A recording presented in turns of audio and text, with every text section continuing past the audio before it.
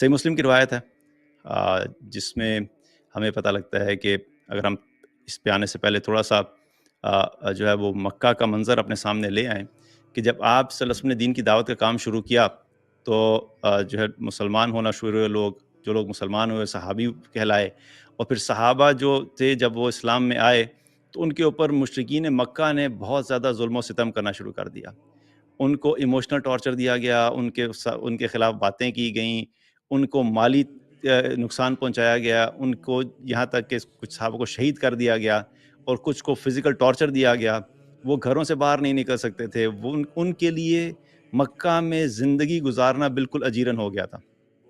تو یہ ذرا تھوڑی دیر کے لیے سوچیں کہ اگر یہ سچویشن ہمارے اوپر آ جائے اور ہمارے اپنے محلے کے اندر کوئی ایک شخص یا کوئی ایک خاندان ہمارے اگینسٹ ہو جائے، اور وہ خاندان ایسا ہے جو محلے کا بڑا انفلوئنشل قسم کا خاندان ہے، بڑا جسے کہتے ہیں تگڑا قسم کا خاندان ہے، ہر بندہ اس سے ڈرتا ہے اور ہر بندہ اس کی بات مانتا ہے.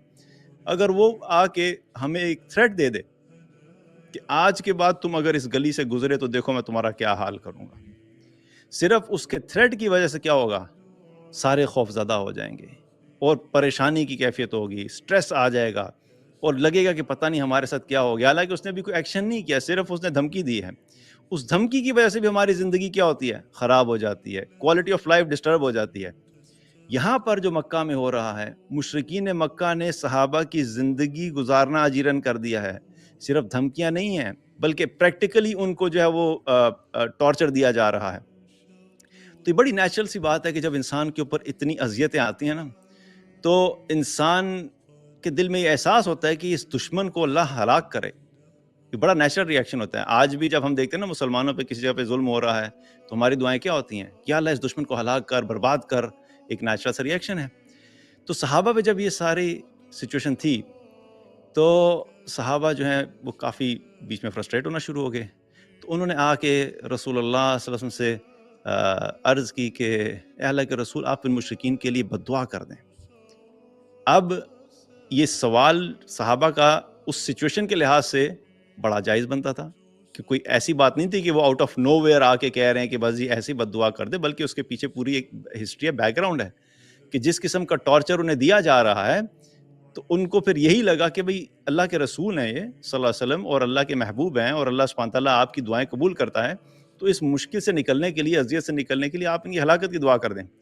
تو رسول اللہ صلی اللہ علیہ وسلم کو انہوں نے کہا کہ اللہ کے رسول آپ ان کے لیے بد دعا کر دیں. تو ان کے اس سوال کے نتیجے میں اللہ کے نبی صلی اللہ علیہ وسلم نے ہاتھ اٹھا کے بد دعا نہیں کی، بلکہ آپ نے کیا فرمایا؟ آپ نے کہا کہ میں لعنت کرنے والا بنا کر نہیں بھیجا گیا بلکہ میں رحمت بنا کر بھیجا گیا ہوں. آپ صلی اللہ علیہ وسلم نے صحابہ سے کہا کہ میں لعنت کرنے والا بنا کر نہیں بھیجا گیا، اور حدیث کے الفاظ بھی یہی ہیں. آپ صلی اللہ علیہ وسلم نے کیا فرمایا کہ لم ابعث لعنا، کہ میں لعنت کرنے والا بنا کر نہیں بھیجا گیا. اب یہ دیکھا جائے کہ آپ صلی اللہ علیہ وسلم نے دشمنوں کے لیے بھی اس چیز کو پسند نہیں کیا. آپ نے کہا کہ میں لعنت بنا کر نہیں بھیجا گیا. آج کتنی انفارچونیٹ سی بات ہے کہ مسلمان جو ہیں وہ ایک دوسرے کے اوپر لعنتیں بھیج رہے ہیں. میں نے خود کئی ایسے کلپ دیکھے جہاں پر ایک دین کا مبلغ ہو اور دین کی بات کرنے والا ہو اپنے فالوورز کو کہہ رہا ہے وہ ان پہ لعنت بھیج دو.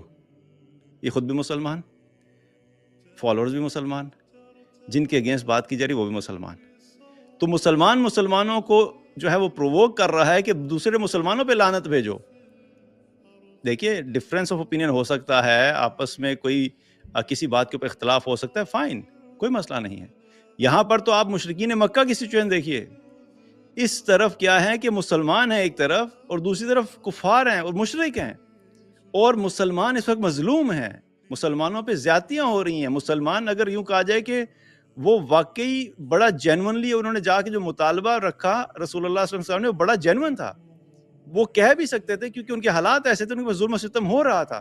اس کے باوجود بھی رسول اللہ صلی اللہ علیہ وسلم کیا کہہ رہے ہیں کہ میں لعنت کرنے والا بنا کر نہیں بھیجا گیا بلکہ رحمت بنا کر بھیجا گیا ہوں.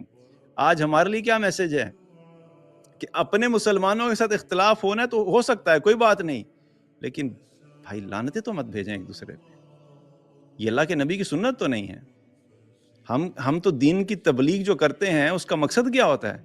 اس کا مقصد یہ نہیں ہوتا کہ ہمارا چینل گرو کر جائے اور ہمارے فالوور زیادہ ہو جائیں اور ہمیں اچھے اچھے کمنٹس آنا شروع ہو جائیں اور لوگ ہمیں کہیں کہ جی ہم آپ کے ساتھ کھڑے ہیں اور آپ نے جو کرنا ہے کریں.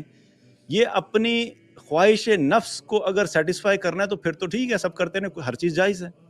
لیکن اگر ہم یہ دعویٰ کرتے ہیں کہ ہم جینونلی اللہ کے دین کو پھیلانا چاہتے ہیں، ہمارا مقصد صرف اور صرف اللہ کے دین کو پھیلانا ہے، ہمارا مقصد رسول اللہ صلی اللہ علیہ وسلم کی سنت کو پھیلانا ہے کہ لوگ رسول اللہ صلی اللہ علیہ وسلم کی سنت کو دیکھ کر آپ کی سنت کے مطابق زندگی گزارنا شروع کر دیں.